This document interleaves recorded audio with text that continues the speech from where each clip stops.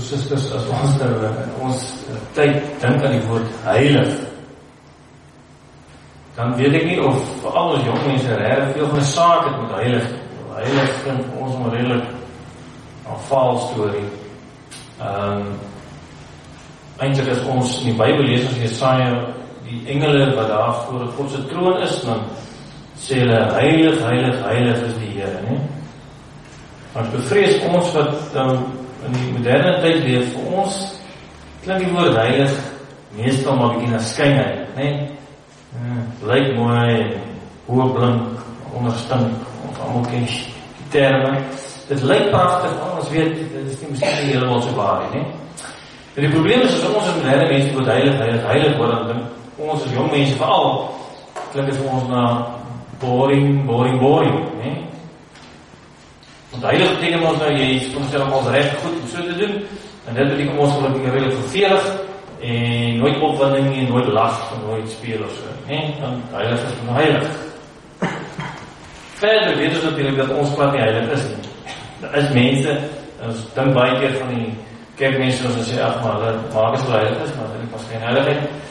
So die woord heilig is 'n bietjie vreemd vir ons, né? Ons sukkel bietjie om dit mooi te verstaan. Daarom is het belangrik, dat as ons praat van heiligheid, dat ons nie sommer net in ons koppe dink wat heilig is nie, of wat almal sê wat heilig is nie, en het verwar met skynheilig nie. Daar is so iets so skynheilig, ons weet dit. Maar kom ons kyk in die Bybel, hoe praat die Bybel van God se heiligheid, nie? God is 3 maal heilig, soos die Bybel sê. Nou, lees ons in Jesaja 5, lees ons van hierdie heiligheid van God, dat is bietjie anders as wat ons dink. Eintlik lyk hierdie heiligheid van God na die soort heiligheid wat skynheiligheid afbreek. Dis een van die magtiges, die vooraanstaandes, die belangrikes, afbreek en tot 'n val bring, die hoogmoed. Dis hoe het staan in Jesaja 5, vers 14. Die doderyk maak sy keel wyd oop vir hulle, hy sper sy bek groot oop. Daarin sak die vooraanstaandes en die gewone burgers weg, die hele remoerige gepeep. So word mense verneder en kom hulle tot 'n val. So kom hoogmoed tot 'n val. Die Here die Almagtige is verhewe, hy laat weggeskiet.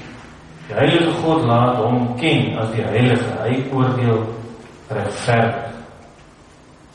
So eintlik sou mens kon sê, God se heiligheid staan direk teenoor ons skynheiligheid.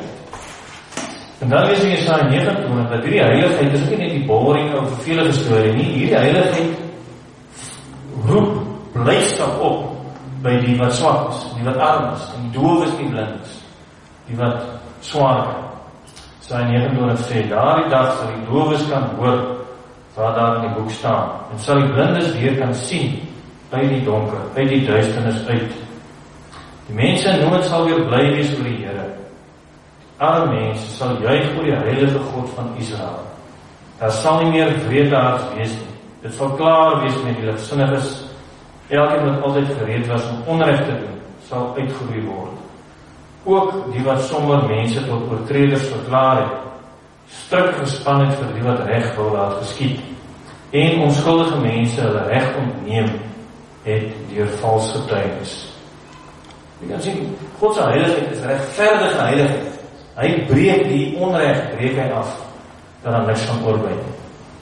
En dan is dit nou nog miskien vir ons vreemd, dat hierdie heiligheid van God het alles te maak met sy liefde. Dis heilige liefde. En daarvan lees ons mooi in Jesaja 43. Luister, so sê die Here wat jou geskep het, Jakob, wat jou gevorm het, Israel. Moenie bang wees nie, ek verlos jou, ek het jou op jou naam geroep, jy is myne. As jy deur water moet gaan, is ek by jou. Deur riviere, hulle sal jou nie wegspoel nie. En as jy deur vuur moet gaan, sal dit jou nie skroei nie. Die vlamme sal jou nie brand nie. Want ek is die Here jou God, die Heilige van Israel, jou redder. Ek gee Egipte as losprys vir jou, kus en skewe in jou plek. En dan is het interessant om verder te lees, as ons hoor van die feestdag wat uitgeroep word, is 'n heilige feestdag. Die heiligheid van God vra dat hierdie feestdag, 'n dag van fees is, nie 'n dag van hartseer en suur gesigte nie, maar dit mense partytjie hou. Die partytjie is oor wat God doen en wie hy is. Daarom lees ons in Nehemia 8, As die mense nou na lang tyd weer die wet hoor, dan almal hartseer om te weet, hulle is onheilig. En dan lees ons die volgende. Nehemia die gouverneur, die skrifgeleerdes, geleerde priester Esra en die leviete wat die gemeente onderrig het vir die hele gemeente gesê, hierdie dag word gewy, is geheilig aan die Here julle God. Moenie treurig wees nie, moenie huil nie. Dit was omdat die hele gemeente gehuil het by die aanhoor van die wet. Nehemia het verder gesê, gaan vier fees, eet en drink en deel uit aan die wat niks voorberei het. Hierdie dag word gewy, dis geheilig aan die Here. Moenie bedroef wees nie, as julle die Here met blydskap dien, sal hy julle beskerm.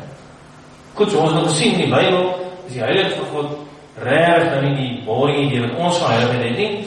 Dit is die heiligheid van regverdigheid, dis die heiligheid van liefde, wat alles gee sodat ons kan leef.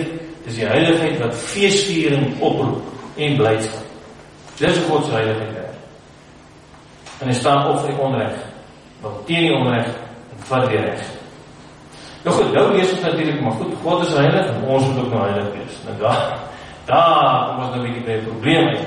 Nou, hoe gaan dit nou werk? Hoe gaan ons heiligheid nou werk? Want ons weet eintlik maar eintlik tog nie op ons beste is heiligheid maar baie ver van ons af weg. Nou is dit interessant dat ons baie keer in die kerk ons 'n bietjie verward raak met heiligheid. Kyk, ons sien baie keer sien ons die weg van die geloof en vandag het in die groot diens van ons lidmate ook belydenis van geloof afgelê. Hulle sien die geloof, baie van ons sien die geloof as 'n soort hekkie wat deur jy gaan. Geloof is dan 'n stap in jou verlossing. So die geloof nou, jy glo nou of kom tot bekering en dan gaan jy nou deur die hekkie. En dan moet jy nou self verder nou gaan leef. Ons het 'n ander manier om te sê, nou leef die geloof en so, maar ons vergeet soms die geloof gedeelte nie. Ons is asof die geloof is nog lang terug gewees, of ons bekering, en dan beweeg ons nou vorentoe. Maar die probleem is dat mens kan baie maklik verward raak daarmee. Want ons vier hierdie jaar natuurlijk die 500-jarige herdenking van die Reformatie. En hulle het teenoor die Rooms-Katholieke vir ons mooi geleer dat daar is baie dinge wat ons verkeerd kan verstaan. En die Rooms-Katholieke gesê, dus as jy nou kom in die kerk, dan kry jy die genade van God, soos met die nagmaal, kry jy dit in, die broodjie word vir jou gegee, en dan kry jy nou God se genade. Nou hulle sien die genade soos so petrol, so turbo-boost wat jy kry. So jy is nou in sondig en so, maar jy is net so 'n bietjie verswak in die sonde, en dan kry jy nou hierdie turbo-boost, hierdie petrol, en dan moet jy, dan sien hulle nou die geloof is nou goed, God is genadig en so, dankie vir die genade, en dan het jy nou die petrol, en dan moet jy nou goed gaan leef. Dis ons het sien, maar ons nou weer die hekkie van die geloof en die genade, en nou beweeg ons aan in die pad wat hulle nou noem, die heiliging van die gelowige, né? So ons nou deur die, ons is regverdig, God het ons sy genade gee, maar nou beweeg ons verder, en nou moet ons gaan heilig leef en goed doen en alles, né? Die probleem daarmee is, dat Luther hulle herontdek het in die Bybel, is dat, hoe gaan jy dan ooit seker wees dat jy gered is? Want soos die Roomse mense het gesien het, as jy nou nie is heilig met hierdie krag wat God, hierdie juice wat hy nou vir jou gee, moet jy nou gaan heilig lewe en aan die einde van jou lewe, as jy nie eens baie heilig geword het, dan gaan God nou sê, ok, jy is nou regverdig, of jy is nie regverdig, nie? Jy sien die probleem daarmee is, soos jy kan sien, hoe kan jy nou seker wees? En wat jy heeltyd moet doen is, jy moet die heeltyd vir jouself toets. Jy moet sê, kom ons kyk na hierdie heiliging van my, en dan moet ek nou besluit, maar glo nou reg, né? Want jy toets het ons nou aan hoe heavy heilig jy nou was, of jy nou gered is. En daarteen oor het mate het hulle sê, nee. Die Bybel leer ons, jy word deur genade alleen gered. Daai geloof is nie jou weg, waar jy nou al hoe heilig en heilig, totdat jy nou eendag aanvaarbaar is vir God. En die probleem daarmee is dat daar was twee probleme. Vir een is jy gaan aan twyfel, want jy gaan nooit seker wees of jy dan voldoende heilig was om dan nou deur God regverdig verklaar te word. Jy gaan nooit seker wees nie. En die ander ding is, jy gaan hoogmoedig raak. Want jy gaan dink, kyk al die wondergoed wat ek gedoen het, en kyk daar aan ons hulle niks gedoen. Kyk hoe sleg is hulle nou. Nee?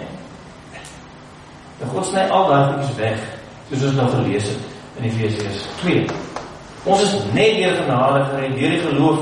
Ons het geen verdienste nie. Ons het nie 'n heilige lewe wat ons kan toets en kyk, hier 3 punte wat nou lyk asof ek dan nou weer glo. En wat ek kan sê, ek het 3 punte meer as wat Gertjie, want hy het nie die 3 punte, né? Ons het deur die reformatie herontdek dat ons gered word deur God se genade alleen. En hierdie heiligheid wat ons dan sou reken, is geen grond vir ons geloof. Ons maak dit so, maar dit is nie, want dit gaan ons verwar. Daarom lees ons nie die Nederlandse geloofsbelijdenis.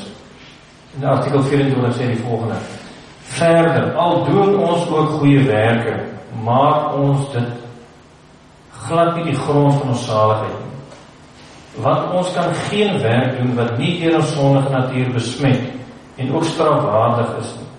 Nou kan ons ook een goeie werk lewer, is die herinnering aan net een sonde vir God genoeg om dit te verwerk. Op hierdie manier is ons altyd in twyfel verkeer, heen en weer geslinger sonder enige sekerheid. En ons arme gewete sal altyd gekwel word, as dit nie op die verdienste van die lyding en sterwe van ons verlosser steun. So broers en susters, jy kan nie jou verlossing gaan toets van hoe heilig en hierdie goed jy is. In die kerk is daar ook, hoe snaaks het ook al mag klink, enige heilig is, en veral nie die dome nie. In die kerk is daar net een wat heilig is, en dit is Jesus Christus. Die rest van ons is sondaars, verloor in ons sonde.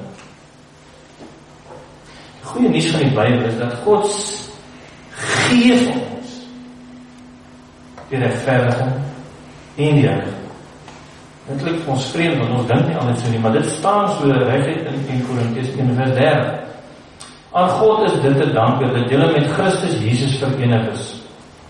Hy het vir ons geword die wysheid wat van God kom, die vryspraak, die heiliging en die verlossing. Die ongelooflike nuus van die Bybel is dat God het gesê, jy is geregverdig. Hy het gesê, jy is nou heilig. Nie omdat jy so vreeslik soet was, nie omdat jy so vreeslik goed gedoen het nie, maar omdat Jesus Christus sy heiligheid en sy verlossing vir jou gegee het. God verklaar jou regverdig, hy verklaar jou heilig. Maar as 'n vreemde heiligheid, dan is nie jou nie, dis Jesus. So niemand kan trots wees, niemand kan sê, ek is dan heavy cool, ek gee dan vir die armes goed. Dis die way van die Fariseërs. Hulle gaan toets hulle geloof aan al die goedjies wat hulle doen. En hulle vergelyk hulle dan met ander. Ons kan nie dit in die kerk nie. Vir ons kan net sê, deur genade is ek gered, as 'n sondaar. Nou as die duiwel kom en ek fluister hier oor, kyk al hier, lyk die baie lekker nie hoor. Dan sê ons kom, jy is helemaal reg. Ek is 'n sondaar. Ek kan nie myself, jy wil nou my kom toets of ek gered is. Ek sê vir jou, ek kan nie eens aan myself toets. Wat ek weet, en wat ek kan toets, is Jesus Christus. Vir wie het hy gekom? Vir sondaars. Is ek 'n sondaar? Ja, ek is. En daar is ons vol heilig, vir ons gegee. Dis wat die Gees ons oortuig. Hy sê vir ons, jy is heilig, jy is regverdig, want wat Jesus gedoen het, is vir jou vergee, verniet. Daarom, broers en susters, as ons dit verstaan, dan is hierdie heiligheid van God, kan ons met 'n mooier woord vertaal, wat ons hou van, as jong mense. En dit is die woord, awesome. God is awesome.